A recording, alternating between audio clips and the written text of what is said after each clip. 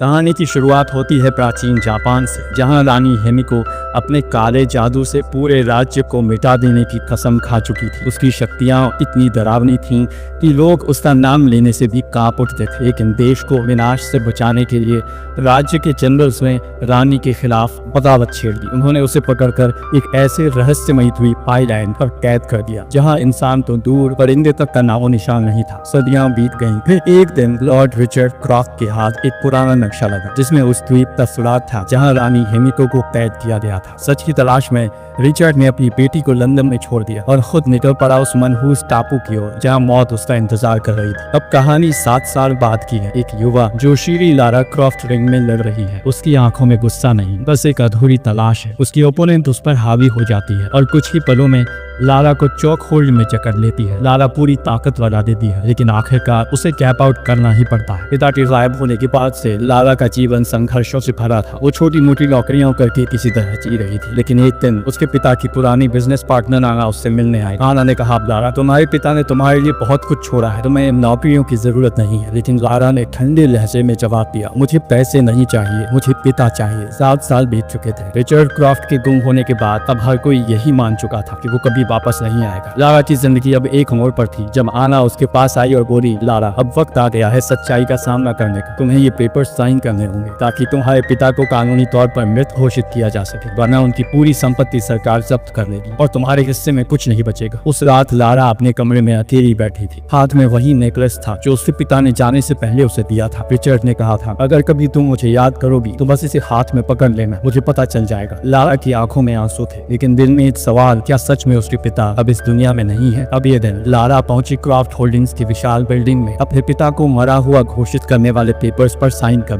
करने से पहले वकील ने उसे उसके पिता की आखिरी छोड़ी हुई चीज दी, एक रहस्यमयी पजल बॉक्स जिसका नाम था काराकुरी। लारा ने बॉक्स को ध्यान से घुमाया और कुछ ही पलों में उसने उसे सॉल्व कर लिया। अंदर से एक छुपा हुआ खत और एक छोटी सी चाबी निकली। खत में लिखा था, मेरी आखिरी जगह का पहला शब्द। लारा ने कुछ देर सोचा और फिर तुरंत समझ गई। वो दौड़ी अपने पिता की कब्र के पास। वहां जाकर उसने पत्थर पर उकेरे नाम रिचर्ड का पहला अक्षर आर दबाया और तभी नीचे से एक छुपा हुआ लॉक सामने आया। लारा ने वो चाबी डाली और जैसे ही घुमाई, कब्र के पीछे की दीवार खिसकने लगी। उसके सामने खुला एक गुप्त दरवाजा जो सीधे जाता था रिचर्ड के सीक्रेट ऑफिस में। अंदर धूल भरी फाइलें थी, नक्शे और पुरानी रिकॉर्डिंग्स। लारा ने एक वीडियो कैमरा उठाया, उसमें रिचर्ड का चेहरा था। उसने कहा, लारा अगर तुम ये देख रही हो तो इसका मतलब है कि मैं वापस नहीं आ पाया। तुम्हारी माँ की मौत के बाद मैं उसे दूसरी दुनिया में ढूंढने निकला था। इसी खोज में मैंने प्रोजेक्ट हेमिको शुरू किया, लेकिन ये ताकत गलत हाथों में गई तो पूरी दुनिया पर तबाही टूट पड़ेगी, इसीलिए इसे जला दो। लेकिन लारा के अंदर कुछ बदल गया था। उसने डिब्बे को खोला जिस पर लिखा था हेमिको। जलाने की बजाय उसने हर पन्ना पढ़ना शुरू किया। वहाँ उसे पता चला रानी हेमिको को यामता नाम के एक रहस्यमयी द्वीप पर कैद किया गया था। वो द्वीप जहाँ जाना मौत को बुलाने जैसा था। लारा अब अपने पिता की आखिरी बातों को जोड़ते हुए एक सच के करीब पहुंच रही थी। उसे पता चला कि रिचर्ड यामटाई नाम के उस रहस्यमयी द्वीप की ओर जा रहा था और जिस जहाज के कप्तान ने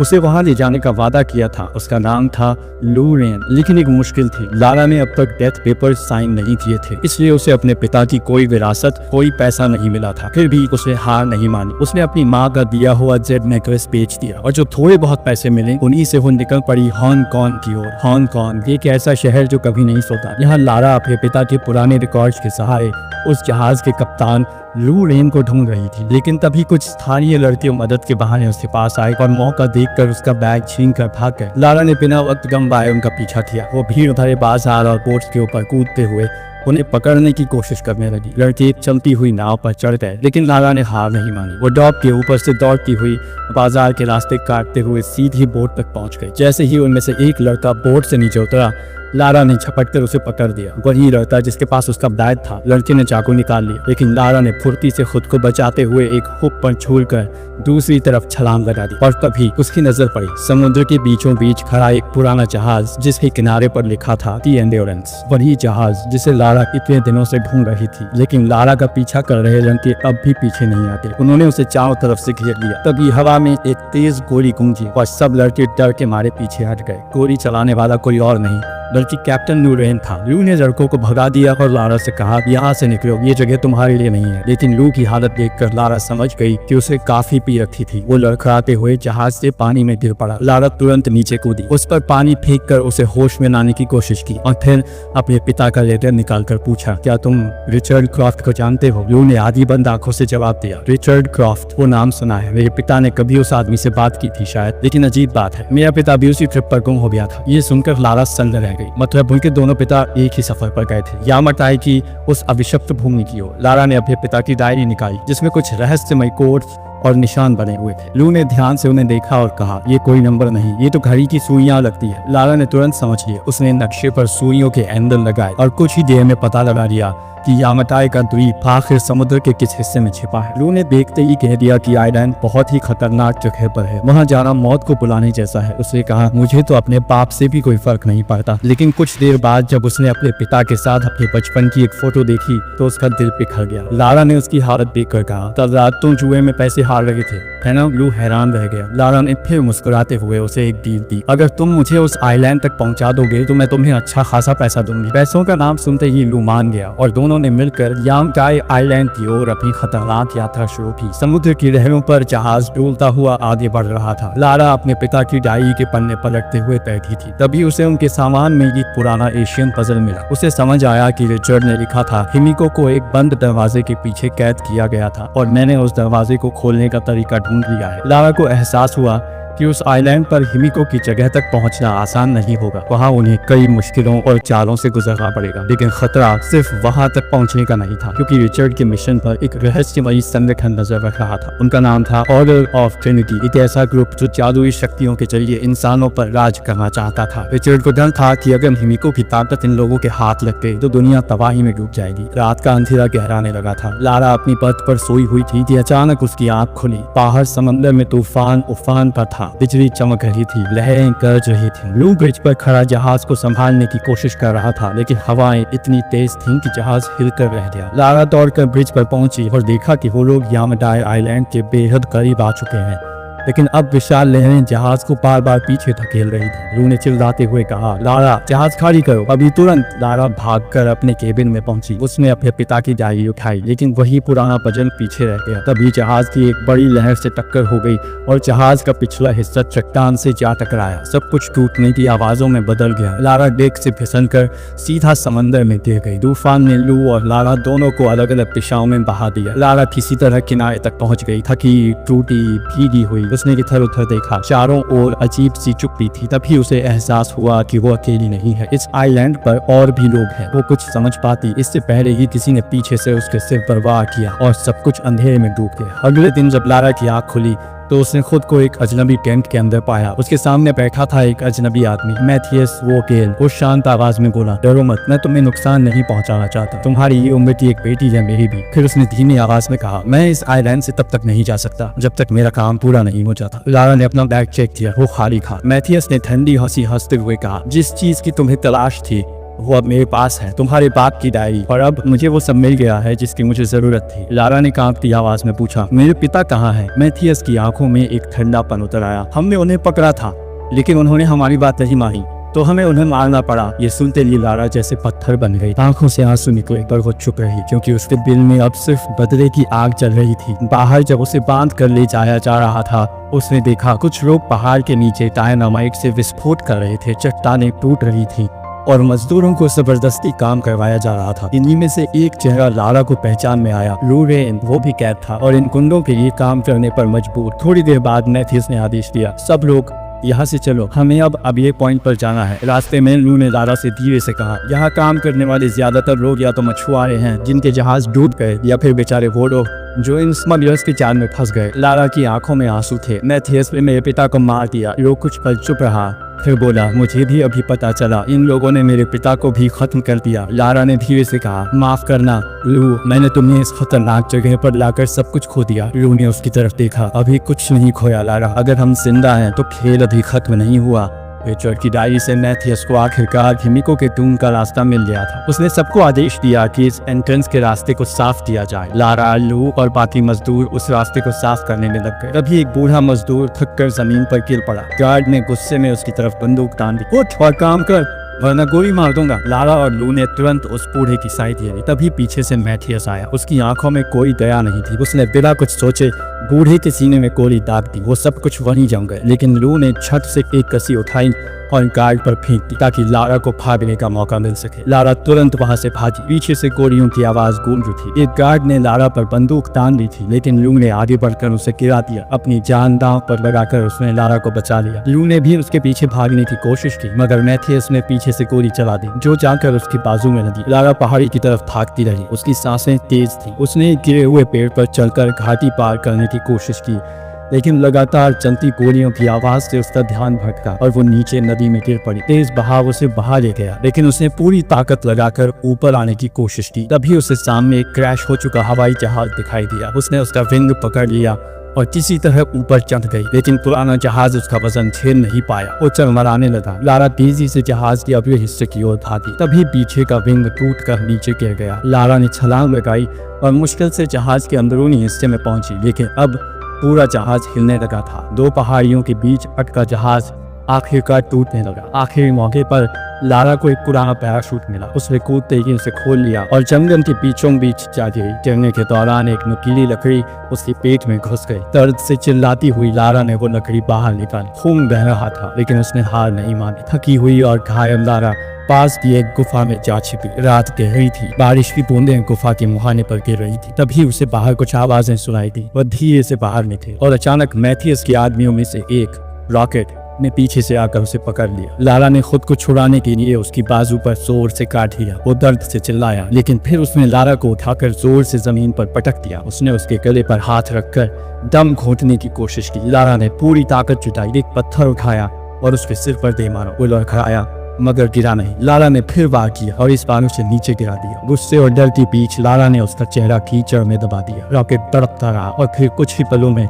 उसकी सांसें थम गई। लारा वहीं बैठी थी, सांसें डूबी फूबी, हाथ कांपते हुए, लेकिन उसकी आंखों में अब डर नहीं था, सिर्फ एक आग थी, जिंदा रहने की आग। लारा अभी भी अपने हाथों पर लगे रक्त को सोचते हुए हिल रही थी कि तभी अंधेरे में किसी शख्स की परछाई पर उसकी नजर पड़ी। बिना देर किए उसने उसका पीछा किया और पहाड़ी की चोटी पर पहुंचते ही खंडाचियों को घुमाना शुरू किया। ठक ठक ठक, हर घुमाव के साथ दीवारें गूंजने लगी और फिर एक धमाके के साथ विशाल पत्थर का दरवाजा नीचे गिर गया। भीतर अंधेरा, ठंडी हवा और एक अजीब सी गंध। रिचर्ड ने फुसफुसाया, ये हवा नहीं, किमिको की सांसें हैं। मैथियस हंस पड़ा, एक इंसान की सांस इतनी खतरनाक नहीं हो सकती। लारा ने आगे कदम बढ़ाया, पर तभी तो उसने गलती से ट्रिगर दबा दिया। नीचे से भाले निकले और एक गार्ड को आर पार कर गए। सब घबरा गए। दीवारों पर साएं हिलने लगे। फिर वो सब आगे बढ़े और एक खाई तक पहुंचे। नीचे सैकड़ों कंकाल बिखरे पड़े थे। मौत की गंध हवा में फैल रही थी। एक तंग पुल पार करते हुए उन्होंने अगला रास्ता चुना, लेकिन तभी एक और गाड़ी का पैर ट्रिगर पर पड़ा। धड़ाम, भारी गोल दरवाजे बंद हो गए। चारों तरफ सन्नाटा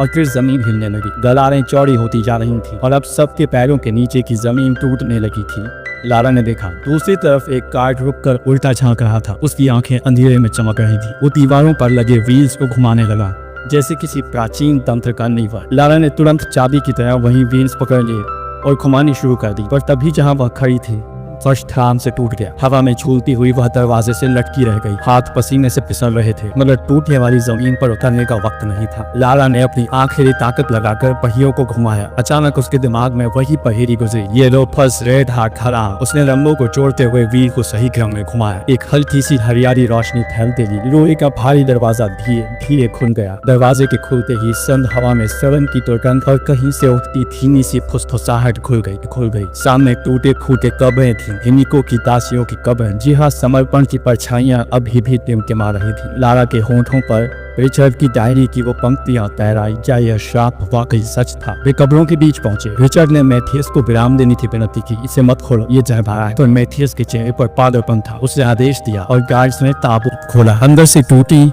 सड़ी हुई देह निकली, पर तभी अचानक जैसे सांसों का एक ठिकाना बदल गया हो।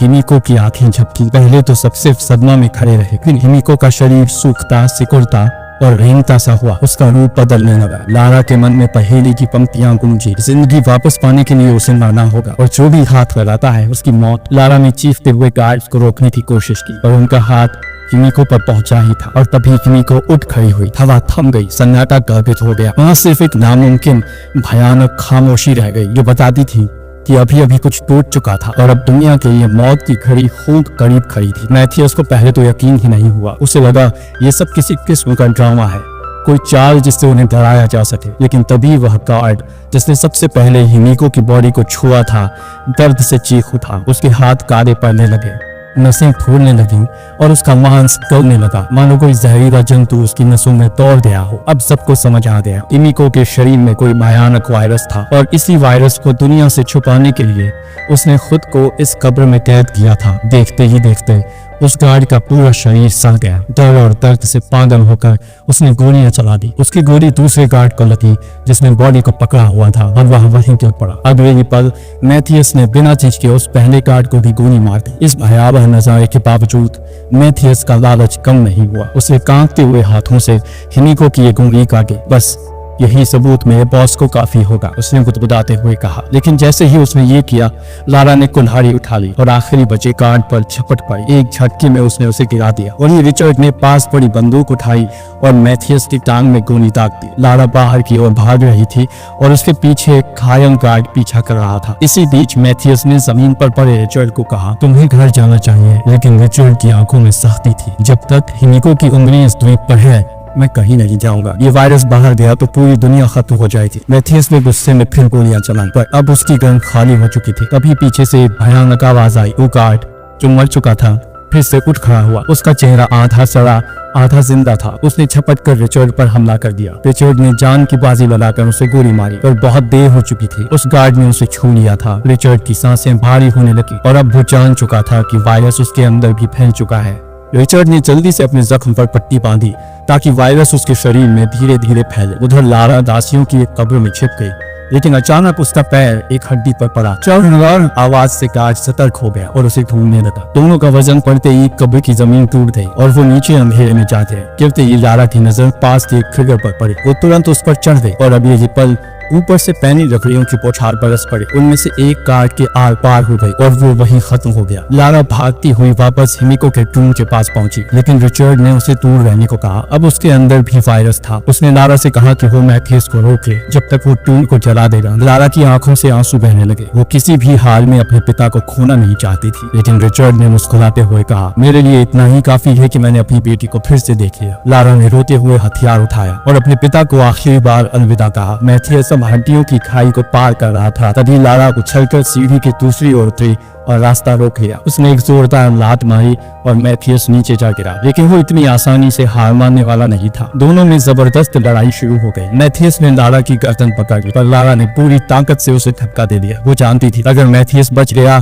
तो सब खत्म हो जाएगा, इसलिए उसने सीढ़ी को ही गिरा दिया। अब मैथियस ने कुल्हाड़ी उठाई और वार किया। लारा जमीन पर गिरी, उसकी सांसें तेज थीं। तभी दूर रिचर्ड ने हिमिको के टूम में बम विस्फोट कर दिया। धमाके की आवाज से मैथियस का ध्यान भटका और उसी पर लारा ने उसे लात मारकर नीचे गिराया। फिर हिमिको की उंगली वाला बैग उसके मुंह में ठूंस दिया। कुछ ही सेकंड में मैथियस के शरीर में वायरस फैल गया और लारा ने उसे खाई में धक्का दे दिया। पूरा टूम हिलने लगा, पत्थर गिर रहे थे, फर्श टूट रहा था। लारा ने दीवार पर चढ़ते हुए ऊपर निकलने की कोशिश की। बाहर लू ने उसे देखा और सहारा देकर किसी तरह उसे बाहर खींच लिया। दोनों ने ट्रिनिटी के हेलीकॉप्टर देखे और पायलट्स को बंदूक की नोक पर वहां से उड़ने को कहा। लंदन लौटकर लारा ने उन पेपर्स पर साइन कर दिए जिनसे ये साफ हो गया कि रिचर्ड अब नहीं रहे और उनकी कंपनी की नई मालिक लारा क्रॉफ्ट होगी। लारा ने मुस्कुराते हुए कहा, अब पूरा बिजनेस तुम्हारा है। लेकिन लारा ने ठंडे लहजे में कहा, मुझे इन सबसे कोई मतलब नहीं। आखिर में लारा ने वो नेकलेस वापस खरीदा जो कभी उसे बेचना पड़ा था। उसे हाथों में थामकर उसने अपने माता पिता को याद किया। अगर तुम्हें ये कहानी पसंद आई हो तो वीडियो को लाइक करो, चैनल को सब्सक्राइब करो। मिलते हैं अगली वीडियो में।